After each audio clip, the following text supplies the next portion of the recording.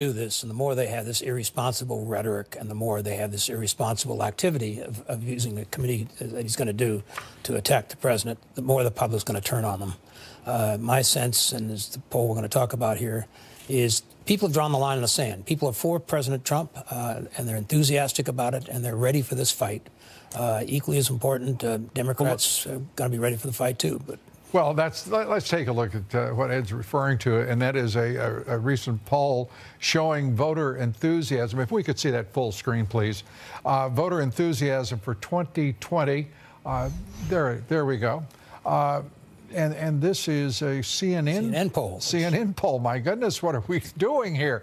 Voter enthusiasm for 2020. The Republicans at 57%.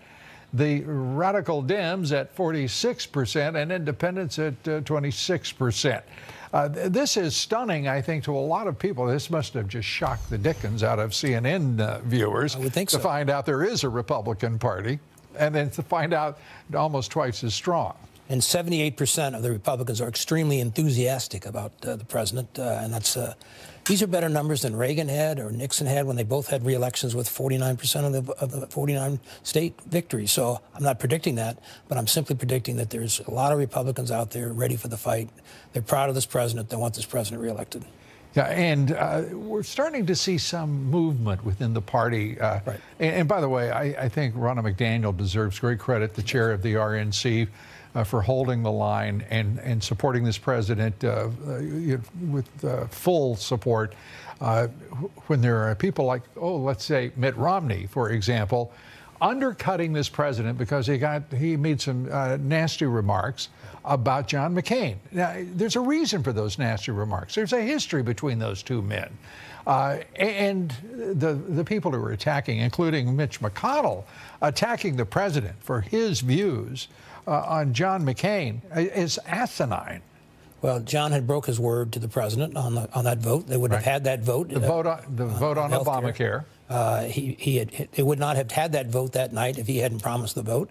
They would have got somebody else to vote for it. And it was just a bad blood, bad history there. And the reality is McCain ran one of the worst presidential campaigns ever that elected Obama. And I knew John well and liked John over the years. But the reality is Trump did what he had to do, and he won a big election against allegedly the toughest Democrat in modern times. She didn't prove to be that, but that's what people thought she was. Well, she was strong enough to win the popular vote, just not smart enough to win the electoral vote. Well, you don't go to Wisconsin, you don't go to Michigan, you don't go to Pennsylvania very much. You're not going to do well. So hubris has been the downfall of many. Absolutely. Many a politician, I hear. Absolutely. You're absolutely right. Ed Rollins, great to see you. Thank you. Thanks so much. Up next, the threat China's expansionary policies pose to American interest around the world. Former Deputy National Security Advisor K.T. McFarland joins me tonight right after the break with much more. Before we go to the break, a look at the national debt. This is reality, folks. $22.1 trillion and rising. We'll be right back. Stay with us.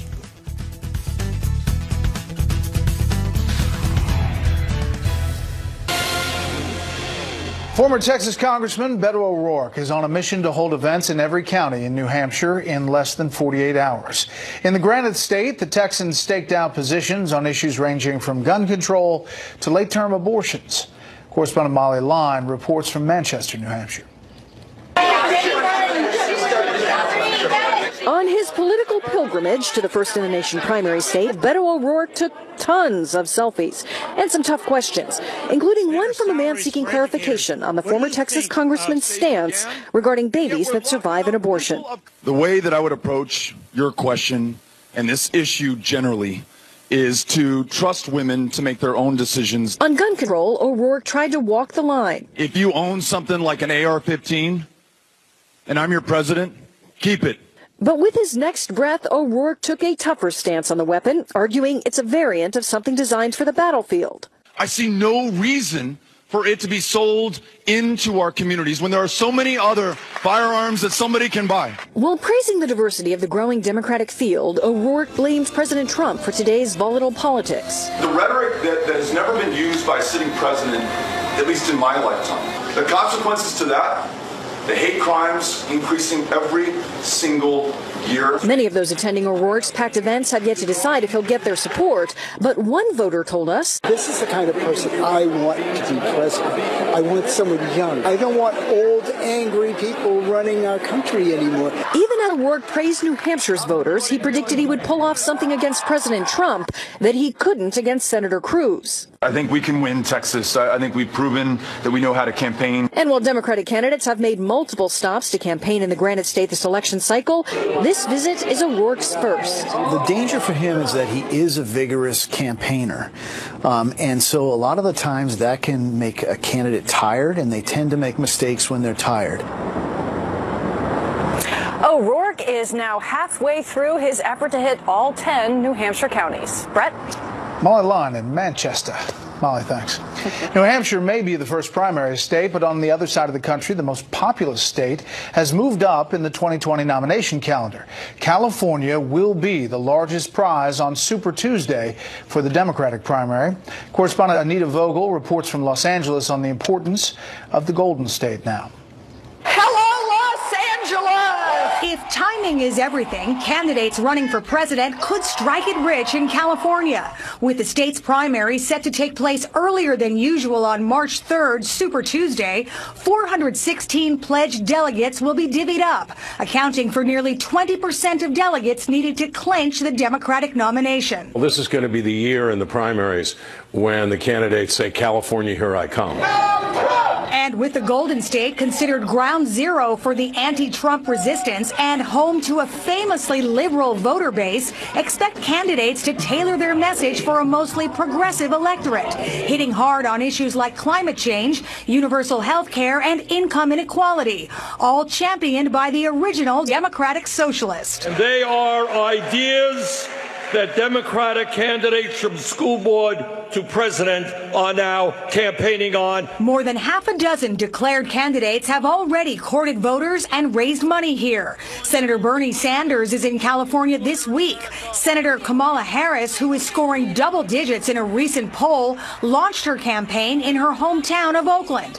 But experts say home field advantage only helps if she finishes strong in earlier contests. People in California who receive their mail-in ballots, by the way, the night of the Iowa caucuses, or begin to, are going to look at the field and they're going to say, who are the major candidates who have a chance to win? And a win in California could help propel a candidate with strong liberal values to the front of the pack. We are the extreme of progressivism in the country right now, which will fit perfectly with many of the candidates. And experts say the ability to compete after Super Tuesday will come down to how much money the candidates have in their war chests and whether they can still appeal to people in more moderate states voting after California. Brett? Anita, thanks. President Trump talks jobs in a huge Midwestern state, but detours to slam the late Senator John McCain, prompting pushback. The panel's next.